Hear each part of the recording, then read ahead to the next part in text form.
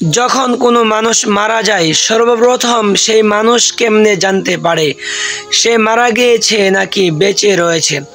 সর্বপ্রথম মৃত ব্যক্তির কানে এই শব্দটি যায়, ইন্না লিল্লাহি ওয়া ইন্না ইলাইহি রাজিউন।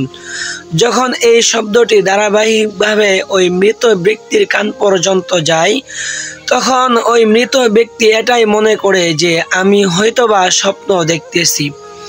যখন বড়ই পাতা গরম করে পানিতে দিয়ে তাকে নাওয়ায় গোসল করা, এরকমভাবে সম্পূর্ণ কাজ শেষ করে তাকে কবর পর্যন্ত নিয়ে যায় এবং কি কবর রেখে তার উপরে বাঁশ দিয়ে মাটি চাপা দিয়ে যখন তার পাড়া প্রতিবেশীরা ওখান থেকে চলে আসে, তখনও ওই মৃত ব্যক্তি এটাই মনে করে যে আমি হয়তোবা স্বপ্ন দেখতেছি।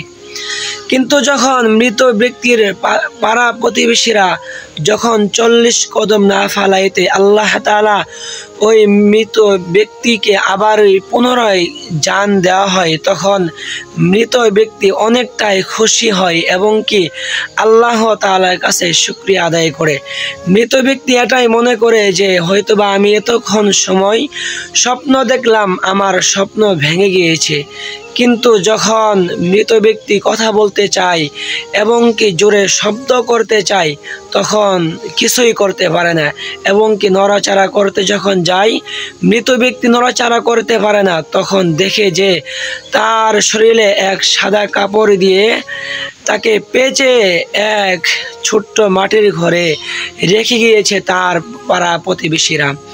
তখন ওই মৃত ব্যক্তি খুব জোরে এক চিৎকার করতে চায়, কিন্তু তার চিৎকার কেউ শুনে না, শুধুমাত্র যেই প্রাণীগুলো কথা বলতে পারে না ওরাই শুনে। এই মৃত ব্যক্তির চিৎকার কেউ শুনে না। তখন মৃত ব্যক্তি আল্লাহ তাআলার কাছে সাহায্য প্রার্থনা করে। সেই মৃত ব্যক্তি যদি দিনদার, পরহেজগার এবং আমল আখলাক চরিত্র ভালো বান্দা হয়, তখন আল্লাহ তাআলা ওই কবরের মধ্যে তার জন্য শান্তির কিছু জিনিস উপহার দেয় এবং কি শান্তির ব্যবস্থা করে।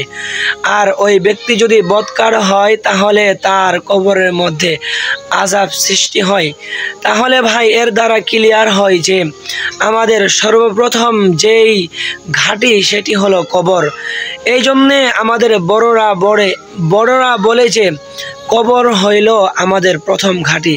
কোনো বান্দা আর বান্দির যদি কবর ভালো হয়, তাহলে তার সব কিছুই ভালো হবে, আর যার কবর খারাপ হবে তার সব কিছুই খারাপ হবে। এই জন্যে ভাই কবরের জন্য দোয়া করা, যে আমরা দুনিয়াতে আসি এক সময় ছিলাম না, এখন আসি আর কিছুদিন পরে থাকবো না।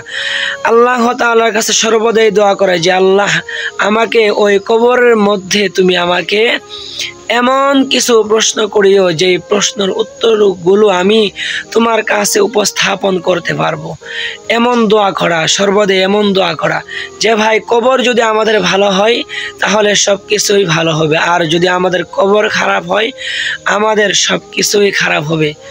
আমরা দুনিয়াতে যাদের জন্য আজকে মাথার ঘাম পায়ে ফেলাইতেছি, তারাই আমাদের পর হবে এক সময়।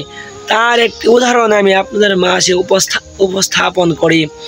যখন আমাদের পক্ষ থেকে একজন মানুষ মারা যায়, তখন আমরাই বলি যে তাকে দ্রুত ওই কবরে রেখে আসো এবং কি দাফন কাফনের ব্যবস্থা করো। কিন্তু ওই মানুষটি যখন বেঁচে ছিল আমরা তার আপনজন ছিলাম, কিন্তু মারা যাওয়ার পরই আমরা তাদেরই পর হয়ে যাই। এই জন্যে ভাই আল্লাহ তাআলার কাছে সবসময় দোয়া করা যে আমাদের জন্য কবরের প্রশ্ন থেকে আমরা সবাই বাঁচতে পারি এবং কবরের আযাব থেকে আমরা সবাই বাঁচতে পারি। আল্লাহ তাআলা সবাইকে ওই কবরের আযাব থেকে বাঁচার জন্য তৌফিক দান করুক। আসসালামু আলাইকুম ওয়া রাহমাতুল্লাহি ওয়া বারাকাতুহু।